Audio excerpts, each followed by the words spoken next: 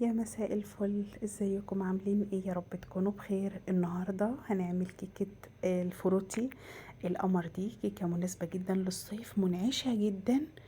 طبعا احنا عارفين ان البرتقال ده يعني بينعش كده واحنا في الحر يا جماعه، وعايزين حاجه ترطب كده على قلبنا، وتبقى مناسبة لو كلنا حتة كيكة منها مع شوية عصير، حاجة يعني كده تبقى تحفة.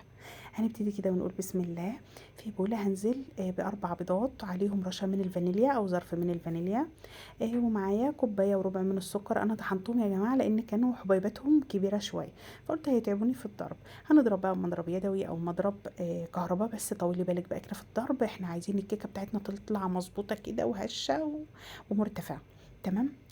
تضربي لحد ما يبقى الخليط معاكي كده عامل زي الكريمه. تمام. معايا كوبايه من الحليب هنزل بيها على الخليط، طبعا الكوبايه ما تتغيرش، وكيس من فروتي البرتقال هضربهم لحد ما حبيبات الفروتي تختفي وتدوب تماما. خلاص. ومعايا كوبايه برضو من الزيت هنزل على الخليط بيها واضربه. وعلى جنب هكون مجهزه 3 كوبايات من الدقيق، عليهم ظرف من البيكنج باودر، ولازم يتنخلوا يا جماعه. خلاص. ورشه من الملح. اللهم صل على محمد وعلى اله وصحبه اجمعين. لازم تصلوا على النبي كده وانتوا بترشوا الملح علشان البركه. خلاص. بالنسبه للدقيق هنزل بيه على الخليط السايل حبه بحبه. لما الاقي اول حبه بيختفوا بنزل بالجزء اللي بعده. طبعا على اهدى سرعه في المضرب بتاعك، انا مش عايزه الهواء اللي انا دخلته يروح. تمام.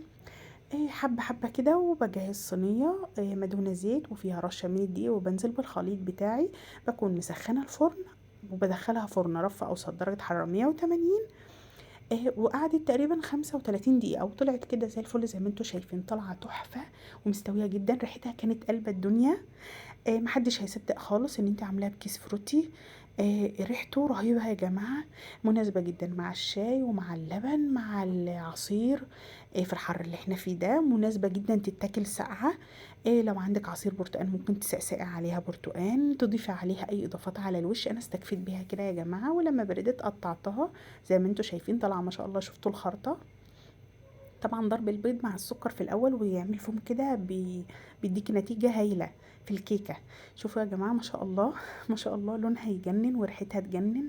حاجه كده محدش هيصدق ان انت عملتيها، يعني مش هتاخد منك 3 دقايق في تجهيزها وعمايلها، واقتصاديه جدا. اتمنى تجربوا الوصفه، اتمنى من كل قلبي ان تكون الطريقه سهله عليكم. ما تنسوش اللايك والشير والسبسكرايب، فعلوا زر الجرس عشان يوصلكم كل فيديو جديد انا بقدمه. كنت معاكم انا منى غيث. باي باي.